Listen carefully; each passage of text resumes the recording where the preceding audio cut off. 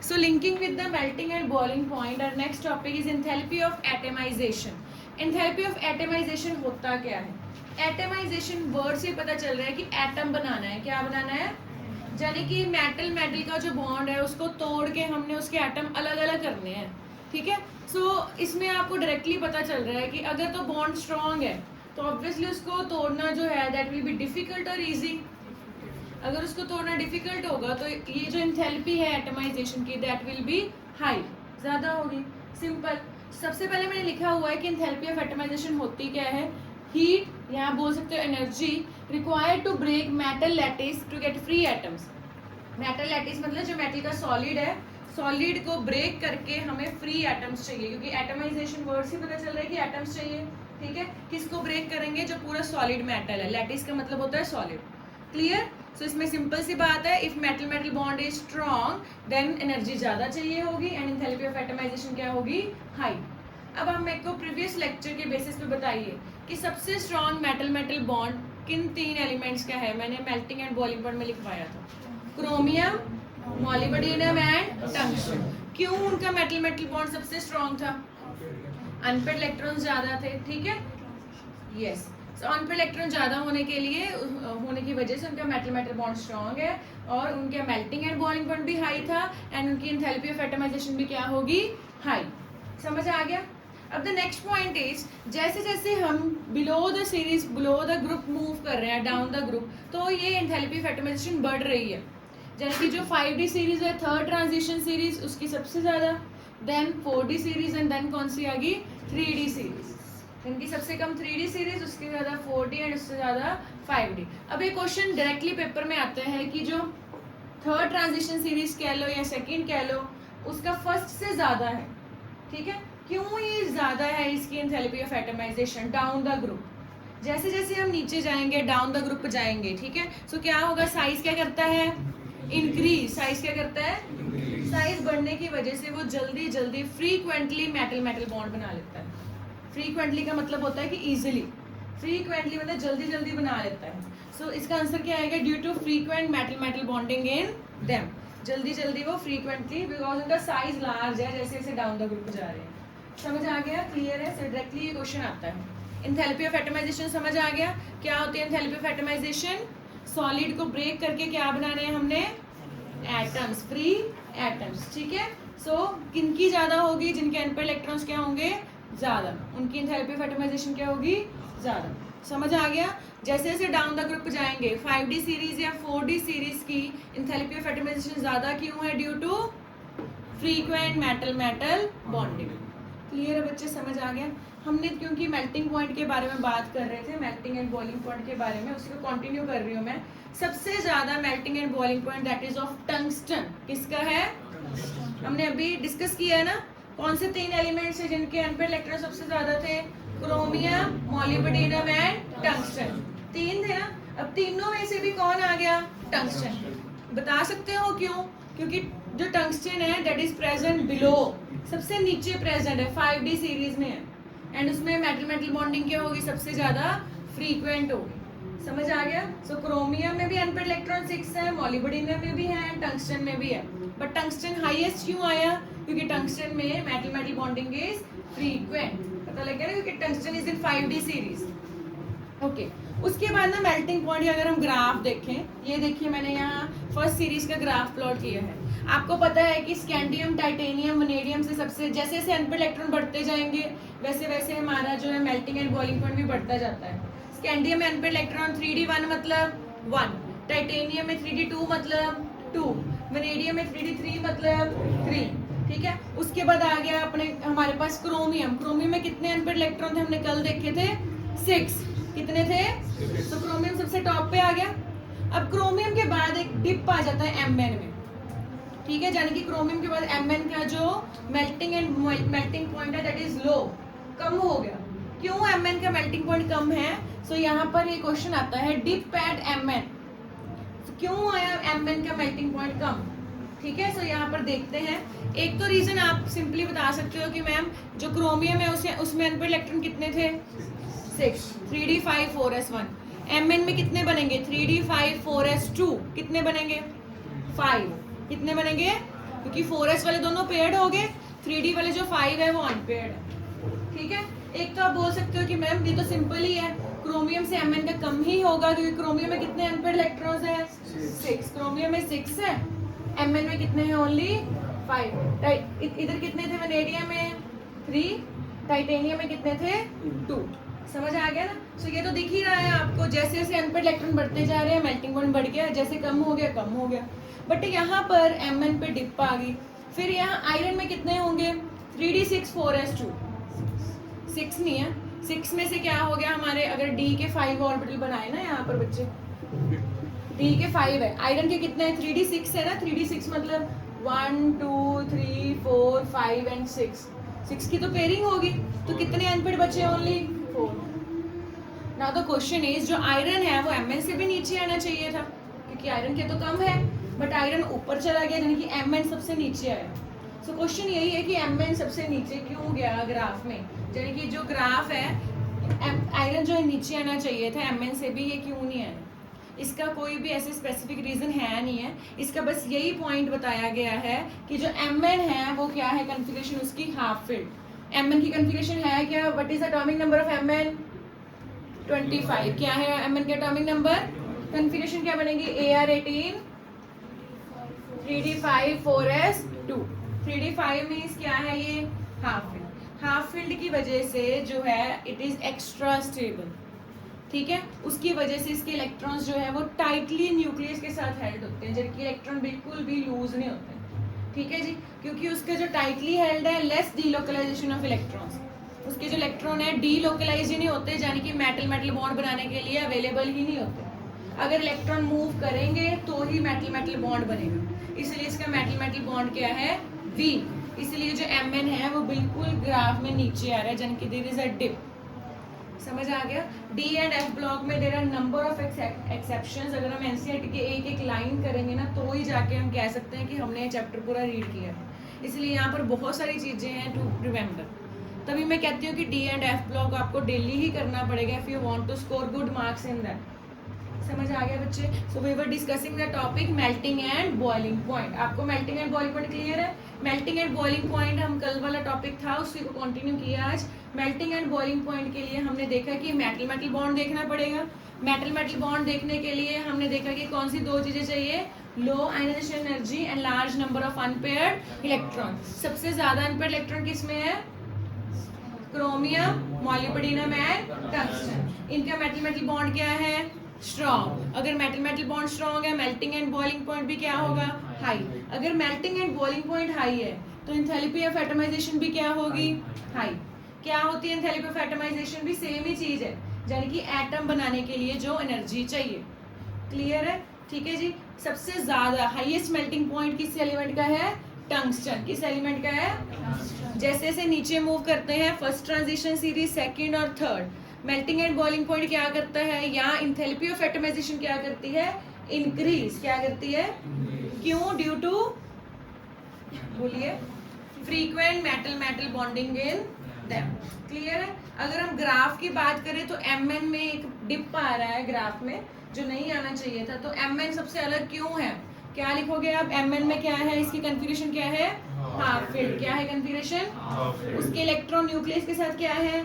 Tightly held. अगर tightly held है तो क्या वो अवेलेबल होंगे बॉन्डिंग के लिए? नहीं। इलेक्ट्रॉन अगर अवेलेबल ही नहीं है तो मेटल मेटल बॉन्ड क्या होगा? वीक। मेटल मेटल बॉन्ड क्या होगा? क्लियर है ये टॉपिक? ठीक है जी। नेक्स्ट स्टार्ट करते हैं डेंसिटी।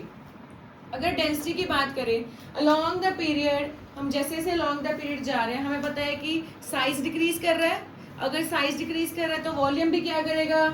डिक्रीज। क्या करेगा? बट मास क्या कर रहे हैं? इंक्रीज। स्कैंडियम से ज्यादा टाइटेनियम, फिर वेनेडियम, फिर क्रोमियम, मास इंक्रीज कर रहे हैं। हमें पता है कि डेंसिटी का फॉर्मूला क्या होता है? मास बाय, अगर मास इंक्रीज कर रहा है, मास इंक्रीज मतलब डेंसिटी भी क्या करेगी? इंक्रीज। दोनों ही फैक्टर डेंसिटी को इंक्रीज कर रहे हैं। Mass increases, volume decreases. So along the period density क्या करती है? इंक्रीज। आपको सिंपल बात याद रखनी है। ठीक है? सो सॉरी क्या करती है डेंसिटी? यहाँ पर इंक्रीज आएगा। ठीक है, डेंसिटी जो है यहाँ पर इंक्रीज आएगा। ठीक है, इस पॉइंट को हम डिस्कस करते हैं। एक मिनट, एक minute, let me check. So density की बात कर रहे थे अलोंग द पीरियड, क्योंकि volume decreases mass increases, so obviously density will also increase, क्योंकि मास इंक्रीज कर रहा है, डेंसिटी उसकी डायरेक्टली है तो ये इंक्रीज ही करेगी। यहाँ पर सिर्फ एक एक्सेप्शन है, दैट इज जिंक। जिंक सिर्फ एक ऐसा एलिमेंट है जिसका वॉल्यूम लार्ज है। क्यों लार्ज हो सकता है वॉल्यूम, आपको क्या लगता है? अगर आपको एक क्वेश्चन आ जाए, what will be your answer? Zinc fully filled, fully filled की वजह से स्टेबल है, इसलिए उसका वॉल्यूम लार्ज है। समझ आ गया ना? जिंक कैडमियम मरकरी का आंसर बस फुली फिल्ड ही है, जैसे मर्जी जस्टिफाई कर देना। क्लियर? सो जिंक का वॉल्यूम लार्ज है, इसलिए इसकी डेंसिटी सबसे कम है। समझ आ गया बच्चे? क्लियर है? हाईएस्ट डेंसिटी अगर हम देखें डी ब्लॉक में सबसे ज्यादा किसकी? Iridium, IR। ठीक है, इसका कोई रीजन नहीं है, बस ऐसे इसको याद करना है। ठीक है, क्योंकि इसका वॉल्यूम ज्यादा कह लो, मतलब कम कह लो, या मास ज्यादा कह लो, बट इसका कोई जस्टिफिकेशन नहीं है। लोएस्ट डेंसिटी किसकी है? स्कैंडियम, क्योंकि स्कैंडियम सबसे पहले आता है एलिमेंट, उसकी डेंसिटी सबसे कम है। जैसे जैसे लॉन्ग द पीरियड जाते जाएंगे डेंसिटी बढ़ती जाएगी। समझ आ गया बच्चे? क्लियर है? सबसे ज्यादा डेंसिटी किसकी आ गई? इरिडियम, एंड लोएस्ट किसकी आ गई? Scandium. Density is done. Density समझ आ गया? अलॉन्ग द पीरियड साइज क्या करता है? साइज डिक्रीजेस, मतलब वॉल्यूम भी क्या करेगा, बट मास क्या कर रहा है? तो डेंसिटी भी क्या करेगी? Only one exception is zinc की डेंसिटी क्या है? लो। क्यों लो है? बिकॉज उसका वॉल्यूम क्या है? ज्यादा। सबसे ज्यादा डेंसिटी किसकी है? इरिडियम। किसकी है? एंड सबसे कम डेंसिटी किसकी है? स्कैंडियम। समझ आ गया? ये क्लियर है? Next topic is very very important, that is ionisation energy. अभी हमने कल ही आयोनाइजेशन एनर्जी के बारे में बात की है, इफ यू रिमेम्बर। क्या होती है ionisation energy? Yes, valence electron, यानी कि जो लास्ट वाला इलेक्ट्रॉन है, ठीक है, उसको रिमूव करने के लिए जितनी एनर्जी चाहिए, that is known as ionisation energy. ठीक है, एटम में जो लास्ट वाला इलेक्ट्रॉन है उसको रिमूव करने के लिए जितनी एनर्जी चाहिए, that is known as ionisation energy. अब अगर आयोनाइजेशन एनर्जी की बात करें, so along the period size क्या करता है? डिक्रीज। साइज कम होता है। जैसे जैसे साइज कम होता जाएगा, खुद सोचो कि अगर मैं क्लास की बात करूं, if there are less number of students, मतलब क्लास का साइज कम है, तो ऑब्वियसली बच्चों को मूव करना डिफिकल्ट होगा, क्योंकि वो क्लास छोड़ के जा ही नहीं पाएंगे, क्योंकि टीचर का फुल फोकस होगा। सो अगर साइज डिक्रीजेस तो आयोनाइजेशन एनर्जी क्या कर जाएगी? इंक्रीज। आयोनाइजेशन एनर्जी क्या कर जाएगी? इंक्रीज। क्यों इंक्रीज करेगी? क्योंकि साइज क्या हो जाएगा? कम हो जाएगा, तो इलेक्ट्रॉन्स को मूव करने में डिफिकल्टी आएगी। इतना क्लियर है? सो मैंने यही लिखा है कि साइज डिक्रीजेस तो आयोनाइजेशन एनर्जी क्या करेगी? इंक्रीज। सबसे पहले आपको पता है प्रायोरिटी में पहले एस ब्लॉक आता है, फिर डी, एंड फिर कौन सा आता है? P block. इसीलिए सबसे पहले एस, फिर डी की ज्यादा, फिर किसकी ज्यादा है? पी ब्लॉक की। क्लियर है? समझ आ गया ये? क्योंकि अलोंग द पीरियड साइज क्या कर गया? डिक्रीज, एंड आयोनाइजेशन एनर्जी क्या करेगी? इंक्रीज। सो डी ब्लॉक की एस से ज्यादा है एंड पी से क्या है? कम। ओके, बट जो 3D मेटल्स, यानी कि जो डी ब्लॉक में जो ये ट्रेंड है, दैट इज इरेगुलर। मतलब ऐसा नहीं है कि अगर मैं बोलूं कि डिक्रीज ही करता जा रहा है तो डिक्रीज, या इंक्रीज ही करती जा रही है तो इंक्रीज, कहीं इंक्रीज कहीं डिक्रीज, मतलब इरेगुलर सा ट्रेंड है। किसी में एक पॉइंट बढ़ गई, किसी में एक पॉइंट कम होगी। क्यों ये ट्रेंड इरेगुलर है? यहाँ पर रीजन क्या है? ड्यू टू एक्सचेंज एनर्जी या रीऑर्गेनाइजेशन एनर्जी। इसका मतलब क्या है? जो डी ब्लॉक एलिमेंट्स है, इसमें इलेक्ट्रॉन किस किस ऑर्बिटल में प्रेजेंट है? 3D एंड 4s, दोनों में प्रेजेंट है ना। सो क्या होता है? इलेक्ट्रॉन जंप करके कभी 3D में चले जाते हैं, कभी 4s में चले जाते हैं। इसकी बड़ी अच्छी एग्जांपल है क्रोमियम। क्रोमियम में क्या कॉन्फ़िगरेशन है? 3D 5 4s 1, यानी कि उसमें एक इलेक्ट्रॉन जंप करके कहाँ गया हुआ है? 3D। क्यों गया था? हाफ फील्ड बनने के कारण। सो यही रीजन की वजह से इसकी जो आयोनाइजेशन एनर्जी है वो वेरी करती है, कभी बढ़ गई कभी कम होगी। क्यों? किसी किसी जगह हाफ फील्ड बन रहा है, किसी जगह फुली फील्ड बन रहा है, एंड सो ऑन। ठीक है जी? सो इसका जो ट्रेंड है इरेगुलर क्यों है? ड्यू टू एक्सचेंज एनर्जी और रीऑर्गेनाइजेशन एनर्जी। इसका मतलब इलेक्ट्रॉन जो है जंप करके S to D चला जाता है, ठीक है, and vice versa. Clear? Okay. Plus यहाँ पर मैंने क्या लिखा है? आयनाइजेशन मतलब होता है इलेक्ट्रॉन को बाहर निकालना। यानी कि एक इलेक्ट्रॉन बाहर गया, अगर फुली फील्ड बन गया या हाफ फील्ड बन गया, then the trend will be so on. So पहले आपको आयनाइजेशन एनर्जी का मतलब पता चला। क्या होती है ionisation energy? Energy required to remove the electron, electron को बाहर निकालने के लिए। अलोंग द पीरियड साइज क्या करता है? एंड आयनाइजेशन एनर्जी क्या करेगी? इंक्रीज। ठीक है, तो यहाँ पर जो ट्रेंड है क्या बनेगा? पहले एस, फिर डी, एंड फिर पी। बट जो ट्रेंड है वो रेगुलर है कि इरेगुलर? क्यों इरेगुलर है? क्योंकि बिकॉज ऑफ एक्सचेंज एनर्जी, ठीक है, यानी कि इलेक्ट्रॉन एस से पी तक जंप कर जाते हैं, प्लस क्या हो गया? आयोनाइजेशन। इतना क्लियर है? अब कुछ यहाँ पर बातें देखते हैं कुछ एलिमेंट्स की, जैसे क्रोमियम है, क्रोमियम का एटॉमिक नंबर कितना है? कॉन्फ़िगरेशन क्या है? Ar18 3d5 4s1। अगर मैं इसकी फर्स्ट आयनाइजेशन एनर्जी की बात करूं, यानी कि फर्स्ट इलेक्ट्रॉन रिमूव करना, आप मुझे बताइए कि इसका फर्स्ट इलेक्ट्रॉन 4s1 वाला इजी टू रिमूव या difficult to remove? Easy. First क्या है इसका? Y easy? फर्स्ट जाने के बाद क्या बन जाएगा ये? Half filled. क्या बन जाएगा? अगर इसका first electron easy to remove है, तो इजी टू रिमूव मतलब एनर्जी क्या चाहिए होगी? लो के हाई? लो। तो इसकी फर्स्ट आयनाइजेशन एंथैल्पी क्या है? लो। ऐसे क्वेश्चन आपको on the spot he attempt करने हैं, लर्न नहीं करते कभी भी। आप कन्फिगरेशन लिखोगे, उसमें देखोगे कि फर्स्ट इलेक्ट्रॉन बाहर निकालने के बाद इजी है या डिफिकल्ट है, ठीक है। सो इसका फर्स्ट इलेक्ट्रॉन रिमूव करना इजी है, सो फर्स्ट आई क्या होगी इसकी? लो। मैंने लिख ही दिया यहाँ पर, after removal of one electron it become half field. So Cr 1 positive मतलब एक इलेक्ट्रॉन चला गया, नेगेटिविटी बाहर की तो पॉजिटिविटी आ गई। कन्फिगरेशन क्या बन गई इसकी? 3d5। क्लियर है बच्चे? समझ आ गया? सिमिलरली यहाँ पर जिंक आ गया। अब जिंक की बात करते हैं। जिंक का atomic number, configuration Ar18 3d10 4s2। क्या है इसकी कन्फिगरेशन? ठीक है। अब मुझे बताइए कि इसमें इलेक्ट्रॉन निकालना जो है फर्स्ट आई लो और हाई? क्यों? क्योंकि फर्स्ट इलेक्ट्रॉन निकालना क्या है अभी? डिफिकल्ट, क्योंकि 4s भी 2 है, 3d भी 10 है, निकलेगा ही नहीं इलेक्ट्रॉन। सो इसकी जो फर्स्ट आई क्या है? हाई, क्योंकि डिफिकल्ट टू रिमूव इलेक्ट्रॉन। समझ आ गया ना? सो ये क्वेश्चन एज इट इज बड़े सिंपल बनते हैं। Why chromium has first low IE? आप क्या लिखोगे?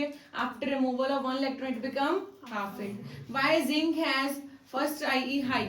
Because it is fully filled. Same question cadmium and mercury के लिए आ सकता है, क्योंकि ये दोनों भी क्या है? Fully filled. क्लियर है? समझ आ गया?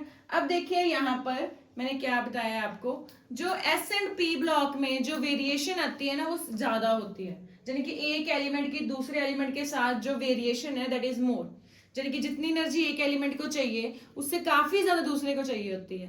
बट डी ब्लॉक में ये जो वेरिएशन है वो ज्यादा नहीं है, ठीक है।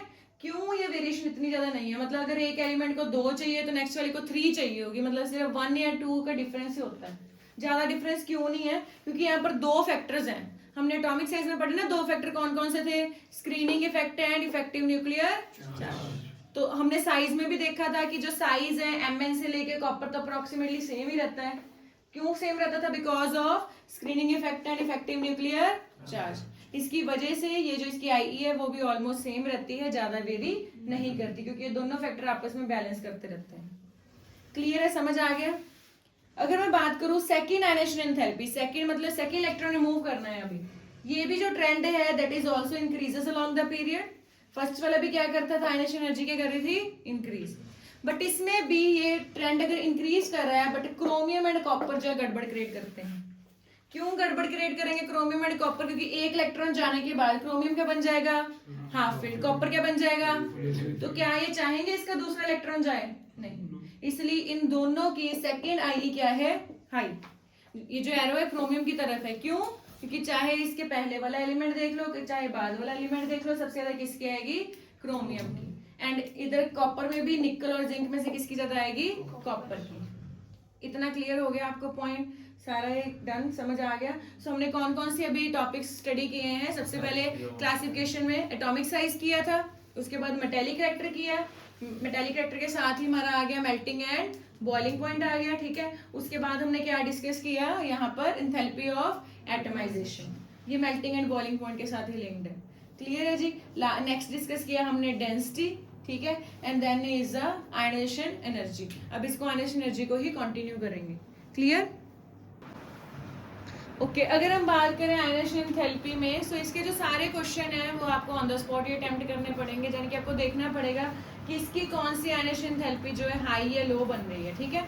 फॉर एग्जांपल यहाँ पर Mn की बात आ गई। Mn का एटॉमिक नंबर कितना है? 25, मतलब कन्फिगरेशन क्या है? 3d5 4s2। सबसे पहली बात तो अगर मैं इसकी फर्स्ट की बात करूँ, फर्स्ट वाली आई इसकी लो होगी कि हाई? हाई। फर्स्ट भी हाई क्योंकि फुली फिल्ड है।